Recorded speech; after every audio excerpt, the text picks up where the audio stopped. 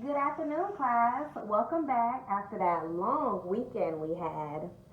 So, I'm going to give you guys 20 seconds to get yourself together so we can start our lesson. All right. So, question, fourth graders. What have we been observing for the last month now? And remind you, we only observe this certain thing at night. So, can somebody tell me what we have been observing? Yes, correct. We have been observing the moon. So, with that being said, could you all please take out your moon calendar and your science notebook? We're going to discuss the different phases, and while we discuss it, you can either add some notes to whatever you already have, or you can add some new information. So let's go over these 8 main phases just to refresh our memory. So new moon, it can't be seen, is directly in between the earth and the sun.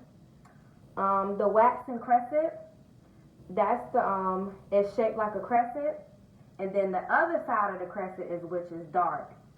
And that moon phase actually increases in size one day to the next. The next one, first quarter, that is when half of the moon is visible and the other half is not. The next one will be the waxing gibbous.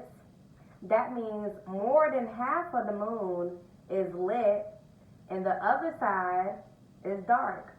That's also another moon phase that increases in size one day to the next. The next one is the full moon. It's the moon that's on the opposite side of the earth. The whole full moon is lit up. And where did it get that light from, you guys? The sun, exactly. The moon is lit up by the sunlight.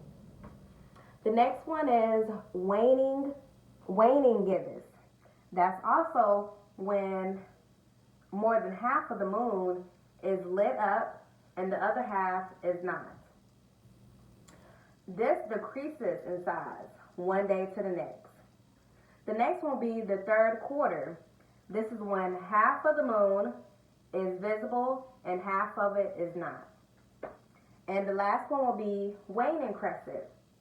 That is when most of the moon, well, first, that is the crescent shape, and then it decreases in size one day to the next. So you guys can see the similarity in all these moon phases. And add this to your notes.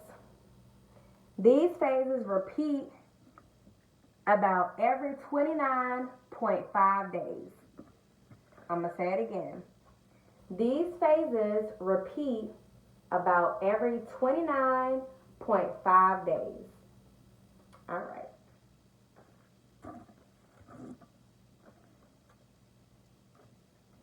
So, is there any questions? All right, cool.